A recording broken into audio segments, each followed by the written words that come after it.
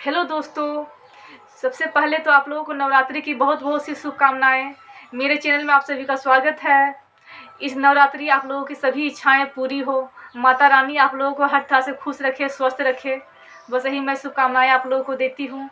और चलिए आज मैं नवरात्रि में एक खास टॉपिक पर आप लोगों से बात करती हूँ। टॉपिक नहीं है, कहिए तो ये कहानी है, मोटिवेशनल कहानी है, इंटरेस्टिंग कहानी है। कहानी की शुरुआत करते हैं। पहले थोड़ा सा कहानी के बारे में सुन लीजिए। अमर को मैं मरते देखा धनपत चूने धान, अमर को मैं मरते देखा धनपत चूने धान, लक्ष्मी के तन वस्त्र नहीं भला नाम ठीठूपाल। एक लड़का था, उसका नाम था ठीठूपाल। उसका नाम ठीठूपाल था। हालांकि वो सब चीज़ से अच्छा था, बस नाम ही उसका उसके मम्मी पापा ने खराब रख दिया था। वो अपने नाम से बहुत दुखी था, क्योंकि उसके दोस्त, उसके आस पड़ोस के लोग उसके नाम को लेकर उसे बहुत चिढ़ाते थे। तो वो बहुत दुखी था। वो क्या किया, दुर्गा माँ के पास गया और बोला कि माँ मेरा नाम बहुत गंदा है, सो तुम मेरा नाम कोई अच्छा नाम चुन करके मेरा रख दीजिए। तो माँ बोली कि बेटा ठीक है, हमको तो तुम्हारा नाम अच्छा लगता है, लेकिन तुमको यदि मेरा अपना नाम पसंद नहीं है तो तुम पृथ्वी में जाओ और तुम पूरा भ्रमण करो, और तुमको जिसका नाम सबसे अच्छा लगे, जो आदमी तुमको बहुत खुश लगे, तुम आके बताओ, हम तुम्हारा नाम वही रख देंगे और तुमको दुनिया वाले उसी नाम से जानेंगे। ये बात सुनकर बस क्या था, ठीठूपाल को तो बहुत खुशी हुई। वो आया, पृथ्वी पर आया और वो देखा कि उसको ना अमर नाम बहुत अच्छा लगता था। तो वो अमर नाम का बहुत से लोगों को ढूंढने लगा कि अमर नाम के लोग कैसे हैं, उनके साथ क्या होता है, वो देखने के लिए निकल पड़ा। तो वो देखा कि एक आदमी है, वो है सो उसकी अर्थी जा रही थी, और उसकी अर्थी जा रही थी, और उसके जो भी उसके परिवार वाले थे वो बहुत रो रहे थे, वो बहुत दुखी थे। तो वो जाके पूछा कि सुनिए ना, ये जो मर गए इनका नाम क्या था? तो लोगों ने कहा अमर। तो क्या अमर अमर नाम का आदमी भी मर जाता है? तो नहीं नहीं, अब मैं ये नाम नहीं रखूँगा। वो उस नाम से मुँह मोड़ लिया कि अब मुझे ये नाम नहीं रखना है। फिर वो आगे गया तो उसको लगा कि धनपत नाम मैं रखूँगा तो बहुत अच्छा रहेगा। धनपत जो होता है वो बहुत धनी होता है, उसके पास अच्छे अच्छे सामान होते हैं, उसका जीवन बहुत ही सुखप्रद होता है। वो धनपत नाम का आदमी को चुनने लगा।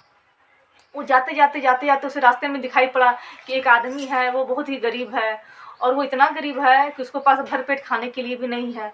और जहाँ से लोग अनाज चुन करके, सब अनाज इकट्ठा करके जो लोग अपने घरों में ले जाते हैं, वहाँ पर जो गिरे हुए अनाज धान थे, उसको वो एक-एक करके चुन के अपने फटे हुए गमछे में बांध रहा है। वो बोले इतना गरीब आदमी है, जरा पूछे कि इसका नाम क्या है। वो गया और पूछा, सुनिए आपका नाम क्या है? तो बोले कि मेरा नाम धनपत है। तो धनपत नाम है? तो हाँ, धनपत नाम और इतना गरीब, मैंने तो सोचा नहीं था कि धनपत नाम का आदमी इतना गरीब होता है।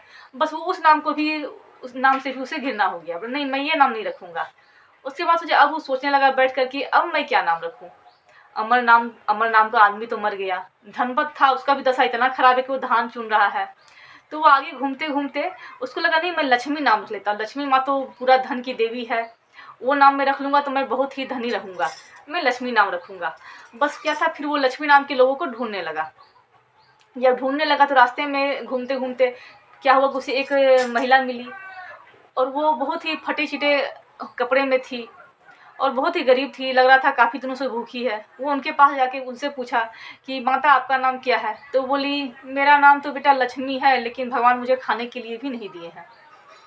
ये सुनकर फिर वो शॉक्ड रह गया कि वह लक्ष्मी नाम की लेडी है और वो इतना गरीब है कि उनके पास पहनने के लिए भी कपड़े नहीं है। वो बहुत दुखी हुआ और फिर एक नदी के किनारे में बैठकर वो सोचता रहा कि मैं नाम रखूँ तो क्या रखूँ। उसके बाद फिर सोचा कि अब माँ को तो जाके जवाब देना ही पड़ेगा, माँ तो मेरी प्रतीक्षा कर रही होगी। वो फिर दुर्गा माँ के पास गया, वहाँ जाकर वो सारी कहानी बताया। वो कहानी कुछ इस अंदाज में बताया। अमर को मैं मरते देखा धनपत चूने धान, अमर को मैं मरते देखा धनपत चूने धान, लक्ष्मी के तन वस्त्र नहीं भला नाम ठीठूपाल। उसने मैया से कहा, मैया मैं सब कुछ समझ गया कि नाम रहने से कुछ नहीं होता है, आदमी का जो है ना वो किस्मत होना चाहिए।